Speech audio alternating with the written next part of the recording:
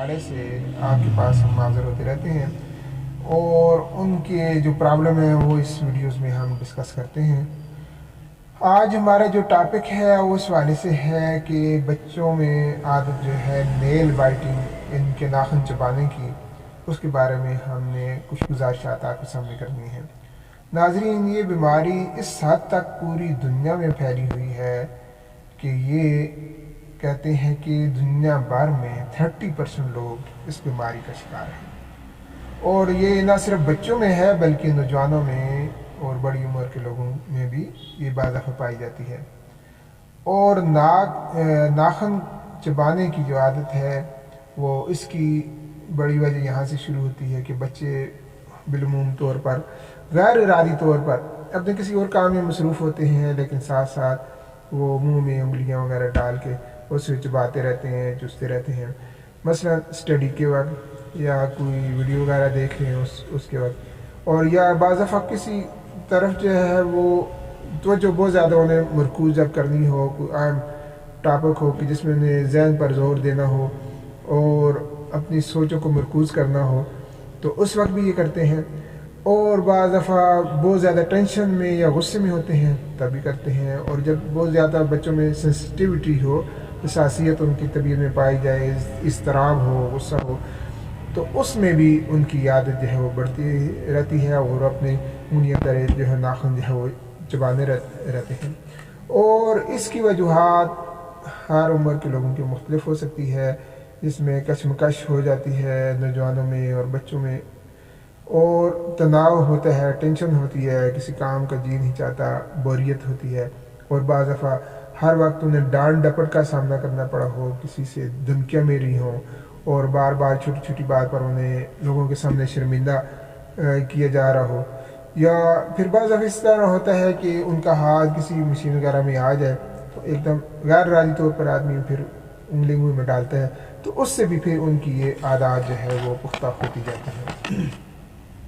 ये नाखून काटना या कुतरना या नेल बाइटिंग भी है, ये ऐसा आर्जा नहीं है या ऐसी आदत नहीं है कि जो बेज़रर हो,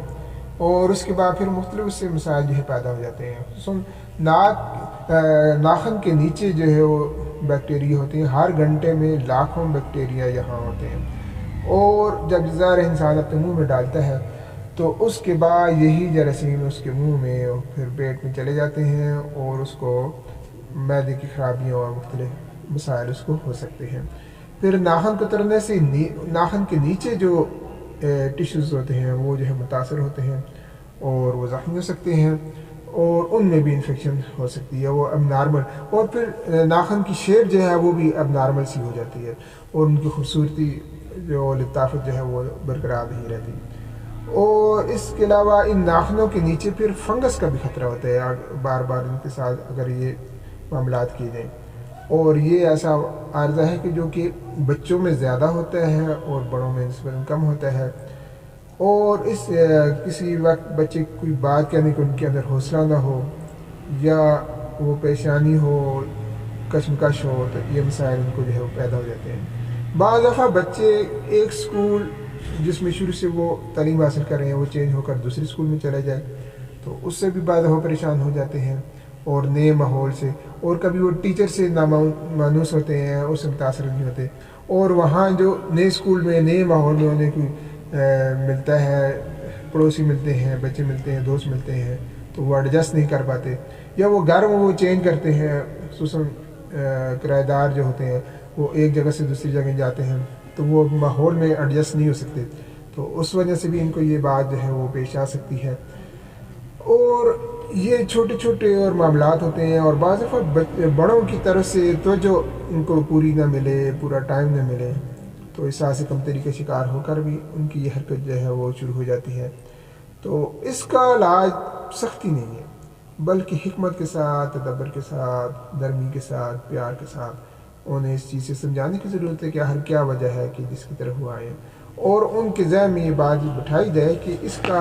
आपको बहुत ज़्यादा नुकसान हो रहा है आपकी सेहत का, और आपकी शख्सियत, पर्सनैलिटी जो है वो डैमेज हो रही है, उसका आप ख्याल रखें। और इसके साथ साथ उनका इस तरफ से ध्यान हटाएं। बच्चों को एक तो आजकल स्टडी का भी इतना रुझान नहीं रहा कि کورس کی اسٹڈی کے علاوہ باقی اسٹڈی کوئی رسائل اچھے کہانیاں اور رسائل بچے پڑھیں وہ بھی عادت نہیں رہی، لیکن ان کا اگر اس طرف نہیں ہے، اسٹڈی کی طرف نہیں ہے، تو کھیل کود کی طرف انہیں لے جایا جائے، گیمز انہیں دی جائیں، ویڈیو گیم نہیں بلکہ آؤٹ ڈور جو ہے وہ گیمز ہیں وہ دی جائیں، اور اس کے علاوہ ان کی ہابی اچھی ہابی ان کو دیے جائیں اور اس میں وہ بزی ہو جائیں، پلانٹیشن بھی اس میں ہو سکتا ہے، اور اس کے علاوہ انہیں آپ ڈرائی فروٹ وغیرہ بھی دے سکتے ہیں کہ اس طرح وہ بزی رہیں تو وہ اور اس سے بچے کی عادت اس طرح بنتی ہے کہ وہ اس میں وہ لطف محسوس کرتا ہے، سکون محسوس کرتا ہے، اطمینان محسوس کرتا ہے، تو اس کی بجائے اگر اسے ایک اچھا ماحول دیا جائے تو اس میں وہ بور نہیں ہوگا، وہ زیادہ اچھے طریقے سے میں رہ سکے گا۔ اس طرح کے علاوہ جو چڑچڑے اور غصیلے بچے ہوتے ہیں ان میں یہ عادت ہو جاتی ہے، اور اگر یہ عادت وہ پہلے سے چڑچڑے نہ ہوں تو اس عادت کی وجہ سے بھی ان میں غصے کا رجحان جو ہے وہ بڑھتا رہتا ہے، اور مزید وہ غصیلے بھی ہو جاتے ہیں، اور ان کا مزاج جو ہے وہ چڑچڑا بھی ہو جاتا ہے۔ تو اس طرح یہ ایک نفسیاتی عارضہ ہے، اور اس کا علاج کے بارے میں عرض کر دوں کہ